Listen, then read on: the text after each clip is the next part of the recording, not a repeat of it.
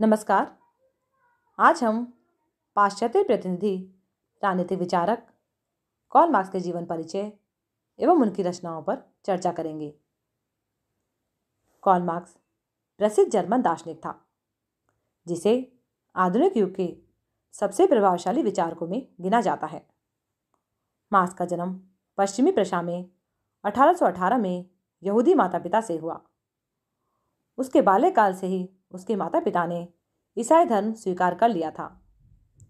उसकी शिक्षा बॉन और बर्लिन विश्वविद्यालय में हुई, जहाँ वह GWF हेगल के चिंतन से बहुत प्रभावित हुआ। बाद में उसने हेगल की द्वंद्वात्मक पद्धति का अनुसरण करते हुए अपने द्वंद्वात्मक भौतिकवाद का निरूपण किया। अपने उग्र विचारों के कारण उसे विश्वविद्यालय के प्राध्यापक पद पर नियुक्ति नहीं मिल पाई, अतः उसने स्वतंत्र पत्रकार के रूप में जीवन प्रारंभ किया। इतिहास, दर्शन शास्त्र, राजनीति शास्त्र और अर्थशास्त्र इत्यादि विषयों का गूढ़ अध्ययन करने के बाद वह 1843 में समाजवाद के अध्ययन के लिए पेरिस गया। वहाँ पर वह P.J. प्रूदो, मिखाइल बाकुनिन और जी मैजिनी इत्यादि प्रख्यात व्यक्तियों के संपर्क में आया। वहाँ वह फ्रेडरिक एंजल से भी मिला, जिसका पिता इंग्लैंड का संपन्न कपड़ा मिल मालिक था। आर्थिक समस्याओं पर इन दोनों के विचार बहुत मिलते जुलते थे, जिससे ये दोनों निकट सहयोगी बन गए। मार्क्स मुख्यतः सिद्धांतों का निर्माण करता रहा। एंजल्स उनके प्रचार और समाजवाद के संगठन की दिशा में प्रयत्नशील रहा। एंजल्स ने मार्क्स के सहयोगी, उसकी रचनाओं के संपादक तथा स्वतंत्र लेखक के रूप में भी मार्क्सवाद के विकास में अमूल्य योग दिया। पेरिस में मार्क्स ने प्रशा की सरकार के विरुद्ध एक लेख लिखा। तब प्रशा की सरकार की प्रार्थना पर फ्रांस की सरकार ने मार्क्स को निर्वासित कर दिया। वहाँ से ब्रुसेल्स पहुंचकर उसने एंजल्स की मदद से साम्यवादी प्रचार चलाया। 1848 में फ्रांस में क्रांति हो जाने पर वह फ्रांस वापस आ गया और वहाँ से साम्यवादी गतिविधियों को तेज करने के इरादे से वह जर्मनी लौट गया। वहाँ उस पर देशद्रोह का अभियोग लगाकर मुकदमा चलाया गया, पर वह बरी हो गया। अंततः वह एक निर्वासित व्यक्ति के रूप में लंदन में जा बसा, जहाँ 1883 में उसकी मृत्यु हो गई। कार्ल मार्क्स महानतम लेखक, विचारक और विद्वान था। प्रारंभ में उसने कानून तथा अर्थशास्त्र का गहन अध्ययन किया।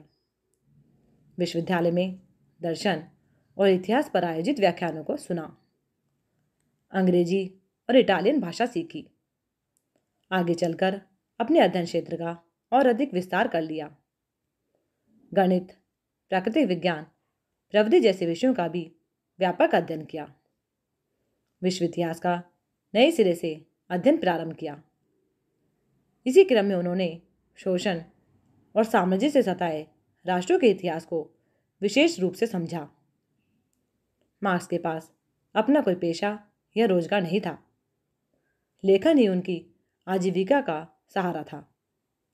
उन्होंने प्रारंभ में रायन समाचार पत्र में लेख लिखे। वे इस अखबार के संपादक भी रहे। बाद में उन्होंने जर्मन फ्रांस वार्षिकी का संपादन किया। इसमें उनके 3 पत्र और 2 लेख छपे। पेरिस से जर्मन भाषा में निकलने वाले समाचार पत्र आगे बढ़ो में भी उनके लेख प्रकाशित हुए। लंदन आने के बाद न्यूयॉर्क डेली ट्रिब्यून में सप्ताह में उनके 2 लेख छपने लगे।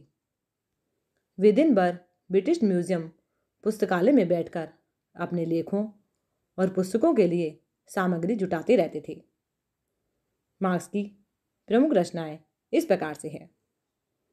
पहली है हेगल की अधिकार संबंधी धारणा की आलोचना की एक प्रस्तावना, यानी कि an introduction to the criticism of the Hegel's philosophy of right.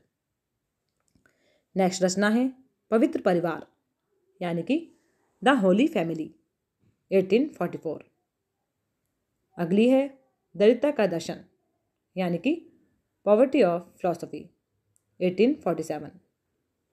अगली रचना है साम्यवादी घोषणा पत्र यानी कि द कम्युनिस्ट मैनिफेस्टो 1848। उसके पश्चात राजनीतिक अर्थव्यवस्था की विवेचना यानी कि क्रिटिक ऑफ पॉलिटिकल इकोनॉमी 1859। उसके पश्चात है मूल्य, कीमत और लाभ यानी कि वैल्यू, प्राइस एंड प्रॉफिट 1865। अगली रचना है पूंजी प्रथम खंड यानी कि दास कैपिटल 1877। पूंजी के अन्य दो खंडों की एंजल्स ने मार्क्स की मृत्यु के बाद मार्क्स के पूर्ण तथा पूर्ण पत्रों को एकत्रित कर क्रमशः 1885 और 1894 में प्रकाशित किया। अगली रचना है फ्रांस में वर्ग संघर्ष यानी कि क्लास स्ट्रगल इन फ्रांस 1870-71। अगली रचना है गोथा प्रोग्राम और शांति तथा प्रतिक्रांति। मार्क्स की दो इतिहास प्रसिद्ध कृतियों के नाम है कम्युनिस्ट मैनिफेस्टो यानी कि साम्यवादी घोषणा पत्र जो कि 1848 में प्रकाशित हुआ, और दास कैपिटल यानी कि पूंजी जिसका खंड 1 1867 में प्रकाशित हुआ। इसके खंड 2 और 3 एंजल्स के संपादक में क्रमशः 1885 और 1894 में प्रकाशित हुए। इन कृतियों के माध्यम से उसने तत्कालीन समाजवाद में दो महत्वपूर्ण परिवर्तन करके एक नई विचारधारा प्रस्तुत की। पहली है उसने स्वप्नदर्शी समाजवाद का खंडन करते हुए वैज्ञानिक समाजवाद की नींव रखी। दूसरे उसने सर्वहारा समाजवाद का सिद्धांत रखा। मार्क्स ने 19वीं शताब्दी के यूरोप में पूंजीवाद से जुड़े हुए उदारवादी चिंतन को चुनौती देकर नई सामाजिक, आर्थिक और राजनीतिक विचारों को बढ़ावा दिया, जिससे मार्क्सवादी चिंतन की परंपरा शुरू हुई।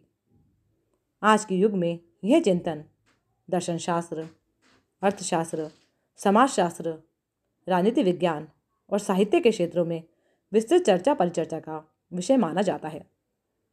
आज के इस वीडियो में बस इतना ही। धन्यवाद।